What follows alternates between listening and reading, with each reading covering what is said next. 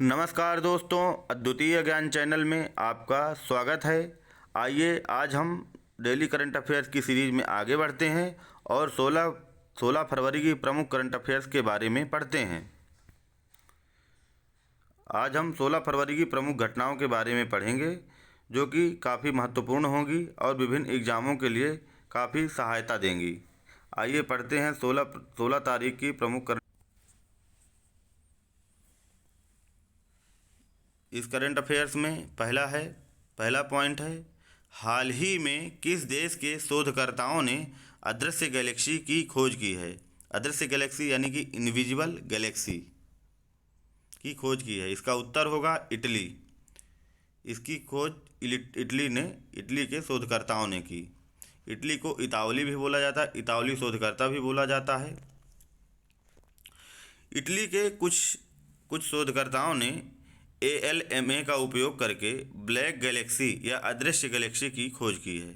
Black Galaxy इसलिए बोला जाता है क्योंकि पृथ्वी से इसके प्रकाश को नहीं देखा जा सकता। अदृश्य गैलेक्सी भी इसीलिए बोला जाता है क्योंकि पृथ्वी से इसके प्रकाश को नहीं देखा जा सकता। ALMA एक प्रकार का दूरबीन है जो कि आटाकामा नाम का एक रेगिस्तान है जो कि दक्षिण अमेरिका में स्थित है। वहाँ पर इस दूरबीन को स्थापित किया गया है। उस दूरबीन का नाम है ALMA Atacama large millimetre array. और यह जो आकाशगंगा खोजी गई है यह काफ़ी सघन है और यह यंग आकाशगंगा है, यानी कि काफ़ी ये बहुत पुरानी नहीं है, ये नई आकाशगंगा है। और इसमें इंटरस्टेलर धूल है, एक प्रकार की जो धूल के कण होते हैं इस पे स्थित हैं। और यह जो आकाशगंगा है यह मिल्की वे से भी 1000 गुना की दर से तारे बना रही है। और इस आकाशगंगा को जिस तकनीक से खोजा गया है उसको हम गुरुत्वाकर्षण लेसिंग तकनीक कहते हैं, यानी कि ग्रेविटेशनल लेसिंग टेक्निक कहते हैं, जिससे इसकी खोज की गई है। और यह जो ग्रेविटेशनल लेसिंग टेक्निक्स है इसका उपयोग हम डार्क मैटर का पता लगाने के लिए करते हैं। इसी तकनीक का उपयोग करके अदृश्य गैलेक्सी की खोज इटावली वैज्ञानिकों ने की है। आइए अगला देखते हैं, किसे यूनेस्को ने हाल ही में शांति पुरस्कार से सम्मानित किया गया है। किसे यूनेस्को ने हाल ही में शांति पुरस्कार से सम्मानित किया है। यह है एंजेला मार्केल। एंजेला मार्केल को यूनेस्को ने शांति पुरस्कार से सम्मानित किया है। इसके बाद तीसरा है, हाल ही में किसे महाराष्ट्र भूषण पुरस्कार से सम्मानित किया गया। यह है अप्पा साहेब धर्माधिकारी। अप्पा साहेब धर्माधिकारी को महाराष्ट्र भूषण पुरस्कार से सम्मानित किया गया है। यह पुरस्कार महाराष्ट्र के सम्मानित व्यक्तियों के लिए दिया जाता है। अप्पा साहेब धर्माधिकारी। अगला है, वर्ल्ड बैंक ने हाल ही में भूकंप प्रभावित तुर्की के लिए कितने अरब डॉलर की सहायता की घोषणा की है। यह है 1.78 अरब डॉलर। अभी हाल ही में तुर्की और सीरिया में एक बहुत ही भयानक भूकंप आया था जो कि रिक्टर स्केल पर 7.2 से भी अधिक था। इसमें काफ़ी जान माल की हानि हुई है और काफ़ी देश तुर्की और सीरिया में राहत अभियान चला रहे हैं। हमारे भारत ने भी राहत अभियान चलाया है जिससे उन्होंने ऑपरेशन दोस्ती का नाम दिया है। आइए अगला पढ़ते हैं, हाल ही में HAL ने किस देश को पहला उन्नत हल्का हेलीकॉप्टर मार्क 3 दिया है। HAL जो कि हिंदुस्तान एरोनॉटिकल लिमिटेड जो कि भारत की हवाई जहाज़ बनाने वाली सरकारी कंपनी है, उसने मेक इन इंडिया के तर्ज पर एक हल्का हेलीकॉप्टर मार्क 3 बनाया है जो उसने मॉरिशस देश को जो कि एक टापू वाला देश है उसको दिया है। यह काफ़ी हल्का हेलीकॉप्टर है जिसका उपयोग वहाँ की पुलिस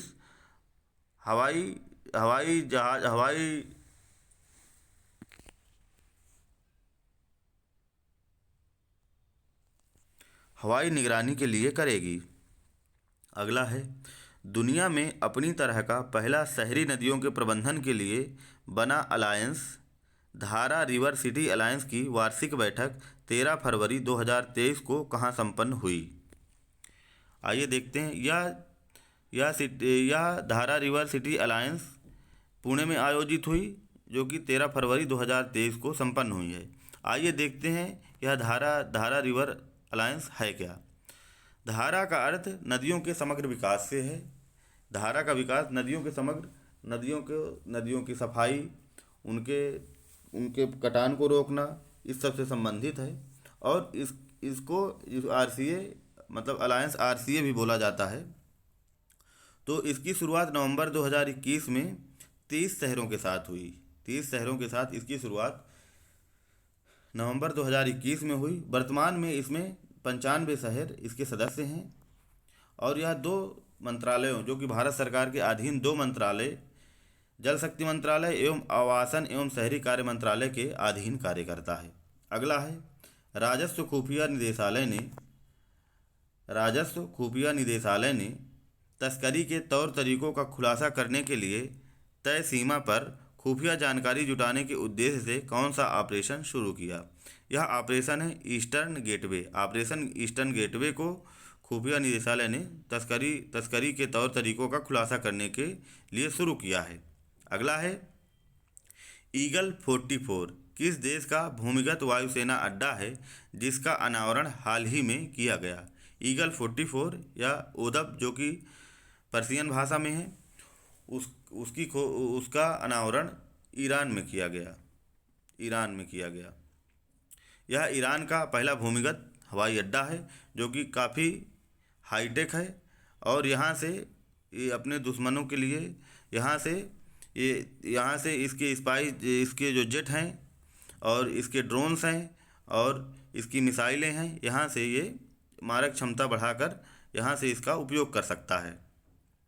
अगला है,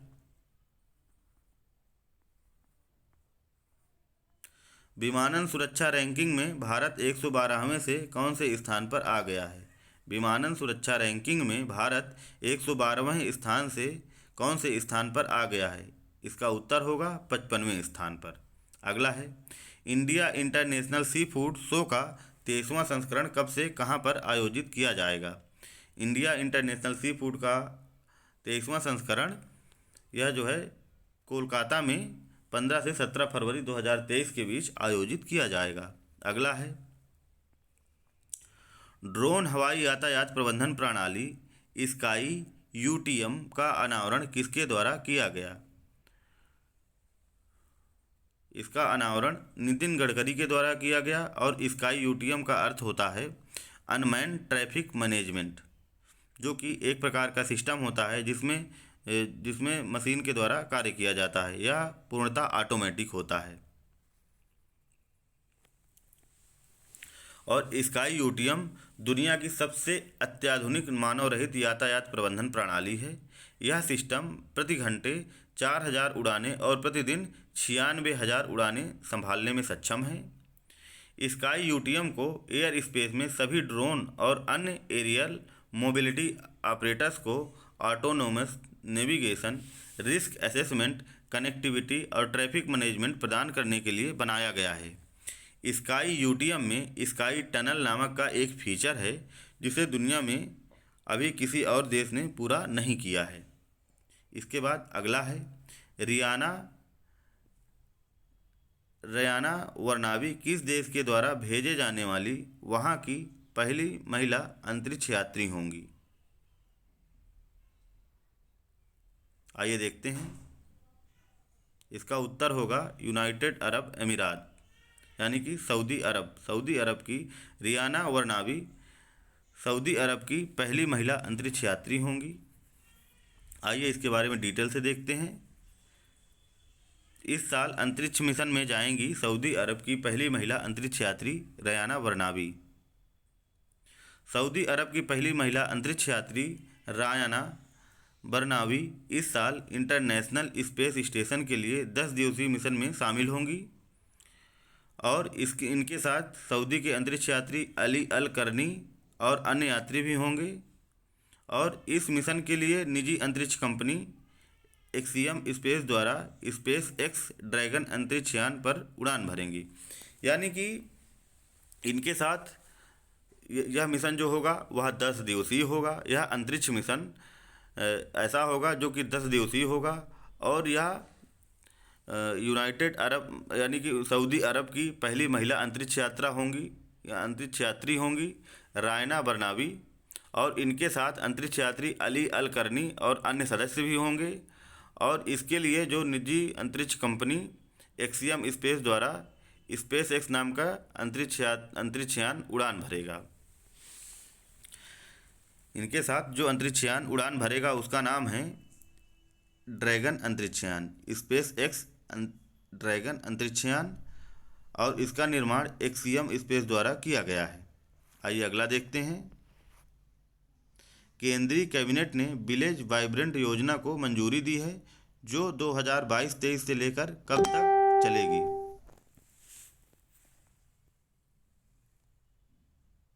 यह वित्त वर्ष 2022-23 से लेकर 2025-26 तक चलेगी। आइए देखते हैं विलेज वाइब्रेंट योजना है क्या। इस योजना का अनावरण केंद्रीय कैबिनेट मंत्री अनुराग ठाकुर ने किया है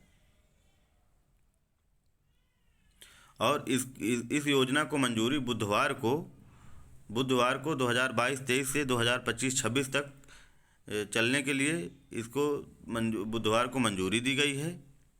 और इस योजना के लिए 4800 करोड़ का आवंटन किया गया है और इस योजना के लिए लद्दाख, हिमाचल प्रदेश, उत्तराखंड, सिक्किम और अरुणाचल प्रदेश के कुल 2966 गांव चुने गए हैं। आइए अगला देखते हैं।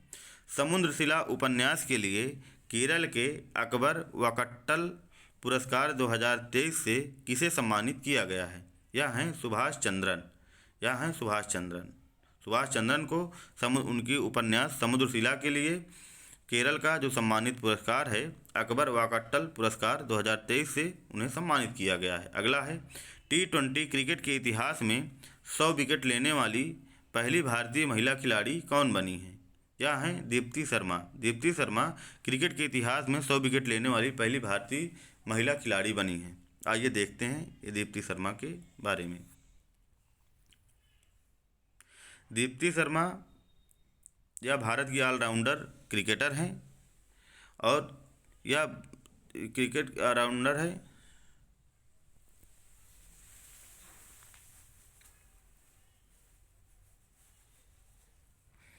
और इन्होंने जो यह रिकॉर्ड बनाया है जो कि T20 क्रिकेट में 100 विकेट लेने, यह पुरुष और महिला दोनों में यूनिक है, यानी कि पहली महिला हैं और पुरुषों में भी पहले स्थान पर हैं। और यह जो इन्होंने रिकॉर्ड बनाया है 2023 में बुधवार को वेस्ट इंडीज़ के खिलाफ मैच में यह उपलब्धि हासिल की।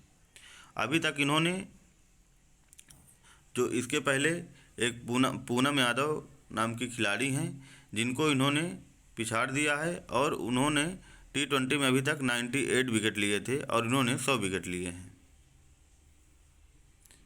यहीं पर 16 फरवरी की प्रमुख करंट अफेयर्स यहीं पर समाप्त होती हैं। तब तक के लिए नमस्कार, धन्यवाद दोस्तों। फिर मिलते हैं एक नए वीडियो में, तब तक के लिए नमस्कार।